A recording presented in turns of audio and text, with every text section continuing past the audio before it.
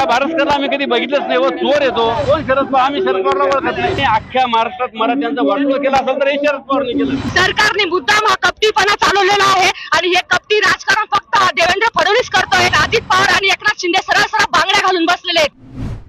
सरकारने आम्हाला जी पशुगिरीचं जे गाजर दाखवलं याच्या विरोधात आमचं हे आंदोलन आहे. सरकारने सांगितलं 52 लाख कुणबी दाखले तुमचे सापडलेले, 52 लाख नोंदी सापडल्या. यांनी 52 लाखाची आमची द्यायला पाहिजे ना. यांनी दिले का? यांनी जाहीर करावं किती लोकांना दिले. सर सकट दिले का? 52 लाख जर म्हटलं एका घरात 4 2 कोटी लोक आमचे आज हे कुणबी देतील. यांनी 52 लाख जर नोंदी सापडल्या म्हणतात गेल्या कुठं? सरळ भागात आवाज जातो. बारसकर कोण? ह्या बारसकरला आम्ही कधी बघितलंच नाही. व चोर येतो. बारसकर हा कुठलाही आमच्या आंदोलनात नाही. हा ब्लॅक कलर माणूस आहे. बारसकर आम्हाला कुठेही, मी 6 महिन्यापासून जरांगे पाटला सोबत आहे. बारसकर मला कुठंही दिसलेला नाही. नाही तर तुमच्याकडे जर एखादा व्हिडिओ असेल तर तो आम्हाला दाखवा. संगीता वानखेडे यांनी सुद्धा असं म्हटलेलं आहे की मनोज जरांगे पाटील हे शरद पवारांचे. काय संबंध आहे शरद पवारचा? कोण शरद पवार? आम्ही शरद पवारला ओळखत नाही. काय संबंध आहे शरद पवारचा?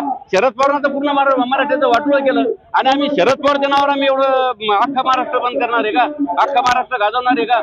शरद पवारनी 1995 ला बऱ्याचशा जाती ओबीसी मध्ये टाकल्या. त्या शरद पवारला मराठा समाज दिसला नाही का? आणि आज तुम्ही म्हणता का शरद पवार? काय संबंध आहे शरद पवारचा? काही शरद पवार आमच्या पुढे लागून गेला नाही. उलट शरद पवारने अख्ख्या महाराष्ट्रात मराठ्यांचं वाटोळ केलं असेल तर हे शरद पवारने केलं. आणि शरद पवारच्या म्हणल्याप्रमाणे जरांगे पाटील जातील हे शक्य नाही.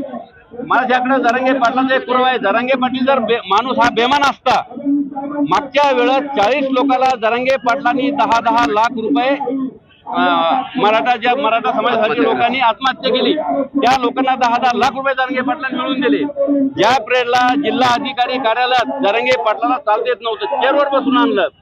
ज्यावेळेस आम्ही जरांगे पाटलांना म्हणत तू स्टेजवर जाय, तो म्हणे मला स्टेजवर जाण्याची गरज नाही. माझ्या बांधवांना 10-10 लाख भेटले, त्यांचा हसू हेच माझा हसू. मी सत्कारासाठी आलेलो नाही.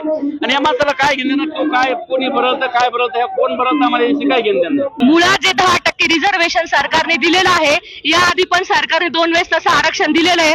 या फडणवीसना, अजित पवारना आणि एकनाथ शिंदेने आमच्या गुलाला असा अपमान केलेला आहे. यांना यांची लायकी महाराष्ट्र दाखवून देणार. आमची मागणी होती की सगळे सोयरे, हैदराबाद गॅझेट, झालेले गुन्हे मागे घेणे आणि ती जी समिती होती शिंदे समिती, जिला मुदतवाढ देणे, हे 4ही मुद्दे या विशेष अधिवेशनात घेतले नाही. सरकारने मुद्दाम हा कपटीपणा चालवलेला आहे आणि हे कपटी राजकारण फक्त देवेंद्र फडणवीस करतोय. याला काय आमच्या समाजाविषयी इतका राग आहे ते अजून आम्हाला कळले नाही.